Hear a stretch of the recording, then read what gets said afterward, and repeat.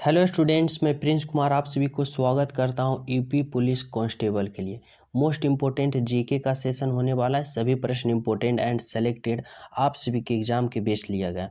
तो सभी प्रश्न को आप लोग क्लास में बारीकता से अध्ययन करना और हर एक प्रश्न को क्लास में 100% फोकस करना, क्योंकि हर एक प्रश्न आप सभी को एग्जाम में 100% हेल्पफुल साबित होने वाला है। तो चलिए शुरू करते हैं। पहला प्रश्न देखो, पहला प्रश्न दिया गया है, भारत के कितने राज्य नेपाल के साथ सीमा साझा करते हैं? बताना है भारत के कितने राज्य हैं जो नेपाल के साथ सीमा साझा करते हैं। 5 राज्य, 7 राज्य, 4 राज्य या 6 राज्य? तो राइट आंसर क्या होगा? राइट आंसर होगा 5 राज्य जो हैं वह भारत के 5 राज्य हैं जो नेपाल के साथ सीमा साझा करते हैं। Option number A is the right answer. जो प्रश्न का आंसर आप सभी को पता हो कमेंट में साथ में करते चलिएगा। अगला प्रश्न देखो क्या है। अगला प्रश्न है, ओणम किस राज्य का प्रसिद्ध त्योहार है? कर्नाटक का, केरल का, असम का या तमिलनाडु का? तो ओणम किस राज्य का प्रसिद्ध त्योहार है? राइट आंसर क्या होगा? राइट आंसर होगा केरल राज्य का। ओणम किस राज्य का प्रसिद्ध त्योहार है? तो केरल का। Option number B. अगला प्रश्न है, सुनहरी क्रांति किससे संबंधित है? सुनहरी क्रांति किससे संबंधित है? झींगा उत्पादन, मछली उत्पादन, फल उत्पादन या मसाला उत्पादन? तो सुनहरी क्रांति किससे संबंधित है? तो राइट आंसर क्या होगा? राइट आंसर होगा फल उत्पादन। Option number C is the right answer. अगला प्रश्न देखो क्या है। अगला प्रश्न है, चाय के उत्पादन में अग्रणीय राज्य कौन है? चाय के उत्पादन में अग्रणीय राज्य कौन सा है? कर्नाटक, पश्चिम बंगाल, सिक्किम या असम? राइट आंसर क्या होगा? राइट आंसर होगा कि चाय के उत्पादन में अग्रणीय राज्य कौन सा है? तो असम। Option number D. अगला प्रश्न है, मौर्य वंश का अंतिम शासक कौन था? बृहदर्थ, दशरथ, आनंद या अशोक? तो मौर्य वंश का अंतिम शासक की बात करें तो यह बृहदर्थ था। कौन है? बृहदर्थ। अगर मौर्य वंश का संस्थापक की बात करें तो यह चंद्रगुप्त मौर्य था, जो कि मौर्य वंश का स्थापना किया था। और अंतिम शासक कौन था? बृहदर्थ था। ऑप्शन नंबर ए।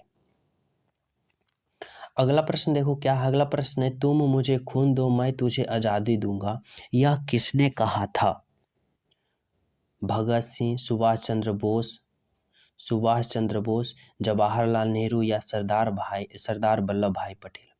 तो तुम मुझे खून दो मैं तुझे आज़ादी दूंगा, यह किसने कहे थे? तो यह सुभाष चंद्र बोस जी ने कहे थे। Option number B. अगला प्रश्न देखो क्या है। अगला प्रश्न है, शिवाजी के आध्यात्मिक गुरु कौन थे? शिवाजी के आध्यात्मिक गुरु कौन थे? कोंडेदेव, रामानंद, रामादास या गंगा भट्ट? तो शिवाजी के आध्यात्मिक गुरु कौन थे? राइट आंसर क्या होगा? राइट आंसर होगा ऑप्शन नंबर क्या? रमा क्या? रमादास, ना कि रामानंद। यहाँ पे कंफ्यूज होना मत। रामादास थे शिवाजी के आध्यात्मिक गुरु। Option number C. अगला प्रश्न देखो क्या है। 6ठी शताब्दी के महापंजानंद अंग की राजधानी का नाम क्या था? 6ठी शताब्दी के महाजनन पद अंग की राजधानी कहाँ थी? कोसल, मथुरा, काशी या चंपा? राइट आंसर क्या होगा? राइट आंसर होगा चंपा थी। कहाँ थी? Champa. Option number D is the right answer. अगला प्रश्न देखो क्या है। मुख्य चुनाव आयुक्त की नियुक्ति कौन करता है? मुख्य चुनाव आयुक्त की नियुक्ति कौन करता है? राष्ट्रपति, उपराष्ट्रपति, प्रधानमंत्री या मुख्य न्यायाधीश? तो उप चुनाव आयुक्त की नियुक्ति कौन करता है? तो राइट आंसर क्या होगा? राष्ट्रपति करता है। कौन करता है? मुख्य चुनाव आयुक्त की नियुक्ति कौन करता है? तो राष्ट्रपति के द्वारा किया जाता है। ऑप्शन नंबर ए। और प्रधानमंत्री की भी नियुक्ति राष्ट्रपति करता है और मुख्य न्यायाधीश की नियुक्ति भी राष्ट्रपति करता है, लेकिन सांसद की नियुक्ति की बात करें तो उपराष्ट्रपति की बात करें तो उपराष्ट्रपति की नियुक्ति सांसद करता है। समझ रहे हो? मुख्य चुनाव आयुक्त की नियुक्ति राष्ट्रपति करता है, प्रधानमंत्री की भी नियुक्ति राष्ट्रपति करेगा और मुख्य न्यायाधीश की भी नियुक्ति राष्ट्रपति करेगा, लेकिन उपराष्ट्रपति की नियुक्ति राष्ट्रपति नहीं करता है, सांसद करता है। अगला प्रश्न है, जीएसटी भारत में कब लागू हुआ? पहले बता दें कि जीएसटी पूरे विश्व में लागू करने वाला पहला देश था, वह कौन था? तो वह फ्रांस था। विश्व में पहला जीएसटी लागू करने वाला देश फ्रांस था। भारत की बात करें, भारत में यह कब लागू हुआ था? तो यह 1 जुलाई 2017 को लागू हुआ था। 1 जुलाई 2017 को भारत में जीएसटी लागू हुआ था। Option number B. अगला प्रश्न देखो, क्या अगला प्रश्न है, भारत और श्रीलंका के बीच स्थित द्वीप कौन सा है? माजुली, मुनरो या कच्चा थीबू या फिर चोराव? तो भारत और श्रीलंका के बीच स्थित द्वीप कौन सा है? तो राइट आंसर क्या होगा? राइट आंसर होगा ऑप्शन नंबर कच्चा थीबू। क्या? कच्चा थीबू, ऑप्शन नंबर सी। अगला प्रश्न देखो क्या है, भारतीय रिजर्व बैंक आरबीआई के पहले भारतीय गवर्नर कौन थे? आरबीआई के पहले गवर्नर कौन थे? पहले हम बात कर लें कि आरबीआई भारतीय रिजर्व बैंक की स्थापना की बात करें तो यह 1935 ईस्वी में 1935 ईस्वी में आरबीआई की स्थापना की गई थी। और पहले भारतीय गवर्नर की बात करें तो राइट आंसर क्या होगा? राइट आंसर होगा सीडी देशमुख। कौन थे? सीडी देशमुख थे, ऑप्शन नंबर डी। जो न्यू हो चैनल सब्सक्राइब कर लेना, क्योंकि आप सभी के एग्जाम की दृष्टि से ऐसा इंपॉर्टेंट एंड सेलेक्टेड सीरीज पहुंचना अति आवश्यक हो जाएगा, जो आपके एग्जाम में बहुत ही ज़्यादा हेल्पफुल साबित होगा। समझ रहे हो? चलो अगला प्रश्न देखो क्या है, निम्न में से कौन सी चिली की मुद्रा है? चिली की मुद्रा क्या है? पेसो, पाउंड, डॉलर या यूरो? तो चिली की मुद्रा क्या है? राइट आंसर क्या होगा? राइट आंसर होगा peso, option number A. Chile की मुद्रा क्या है? तो पेसो। अगला प्रश्न है, महात्मा गांधी को राष्ट्रपिता की उपाधि किसने दी थी? महात्मा गांधी को राष्ट्रपिता की उपाधि किसने दिया था? तो राइट आंसर क्या होगा? राइट आंसर होगा ऑप्शन नंबर क्या? सुभाष चंद्र बोस। सुभाष चंद्र बोस जी ने महात्मा गांधी को राष्ट्रपिता की उपाधि दी थी, ऑप्शन नंबर बी। अगला प्रश्न है, बिहू किस राज्य का प्रमुख त्योहार है? मणिपुर की, गुजरात की, असम की या तमिलनाडु की? तो बिहू किस राज्य का प्रमुख त्योहार है? राइट आंसर क्या होगा? राइट आंसर होगा असम की, ऑप्शन नंबर सी। अगला प्रश्न है, केचुए की कितनी जोड़ी हृदय होता है? केचुआ जिसे हम जोग कहते हैं, उसमें कितने जोड़ी हृदय होता है? 8 जोड़ी, 6 जोड़ी, 3 जोड़ी या 4 जोड़ी? तो केचुए में 4 जोड़ी हृदय होता है। कितने जोड़ी? 4 जोड़ी, ऑप्शन नंबर डी। अगला प्रश्न है, मानव शरीर की सबसे बड़ी ग्रंथि कौन सी है? यकृत, वृक्क, थायराइड या पिट्यूटरी?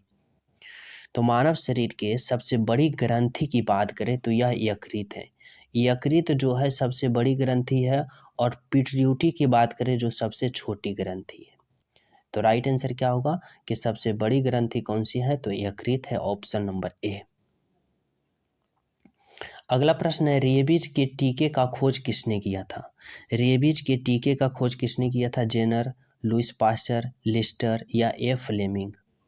तो रेबीज के टीके का खोज किसने किया था? तो राइट आंसर क्या होगा? Louis Pasteur, option number B. Louis Pasteur ने रेबीज के टीके का खोज किया था, ऑप्शन नंबर बी। अगला प्रश्न है, जल का क्वथनांक कितना डिग्री होता है? जल का क्वथनांक का मतलब ये समझो कि भाप बन के उड़ जाना। सिंपल तरीका से समझना, क्वथनांक का मतलब है कि भाप बन के उड़ जाना। तो यह जल का क्वथनांक कितना होता है? तो 100 डिग्री। मतलब 100 डिग्री जब जल में तापमान करोगे 100 डिग्री, तो वह उसका क्वथनांक हो जाएगा, मतलब वह भाप बन के उड़ जाएगा। समझ रहे हो? चलो अगला, देखो क्या है, किस तापमान पर सेल्सियस और फ़ारेनहाइट का तापमान बराबर होता है? किस तापमान पर सेल्सियस और फ़ारेनहाइट की तापमान बराबर होता है? 40 degree Celsius, 4 degree Celsius, 200 degree Celsius या -4 डिग्री सेल्सियस। तो किस तापमान पर सेल्सियस और फ़ारेनहाइट का तापमान बराबर होता है? राइट आंसर होगा 40 डिग्री -40 डिग्री सेल्सियस। देखो यहाँ ऑप्शन में छूट गया, ऑप्शन इंक्रीज कर लो, यहाँ पे होगा -40 डिग्री सेल्सियस पर फ़ारेनहाइट और क्या फ़ारेनहाइट और सेल्सियस का तापमान क्या होता है? बराबर होता है। तो राइट आंसर क्या होगा? -40 डिग्री सेल्सियस, ऑप्शन नंबर ए, जो कि फ़ारेनहाइट और सेल्सियस का तापमान बराबर होगा -40 डिग्री सेल्सियस। अगला प्रश्न देखो क्या है, अमेरिकी राष्ट्रपति का कार्यकाल कितने बरस का होता है? अमेरिकी राष्ट्रपति की कार्यकाल की बात करें तो यह 4 बरस का होता है। अमेरिका के राष्ट्रपति का कार्यकाल 4 बरस का होता है और भारत के राष्ट्रपति का कार्यकाल 5 बरस होता है। तो राइट आंसर क्या होगा? अमेरिका के राष्ट्रपति का कार्यकाल 4 बरस। अगला प्रश्न है, 2.5 दिन का झोपड़ा किसने बनवाया था? 2.5 दिन का झोपड़ा किसने बनवाया था? अकबर ने, कुतुबुद्दीन ऐबक ने, इल्तुतमिश ने या अलाउद्दीन खिलजी ने? तो 2.5 दिन का झोपड़ा किसने बनवाया था? राइट आंसर क्या होगा? राइट आंसर होगा ऑप्शन नंबर कुतुबुद्दीन ऐबक ने। किसने बनवाया था? Qutubuddin Aibak, option number B. अगला प्रश्न देखो क्या है, अगला प्रश्न है, लोकसभा में सदस्यों की संख्या अधिकतम कितनी हो सकती है? अधिकतम कितनी हो सकती है की बात करें तो यह 552 हो सकती है।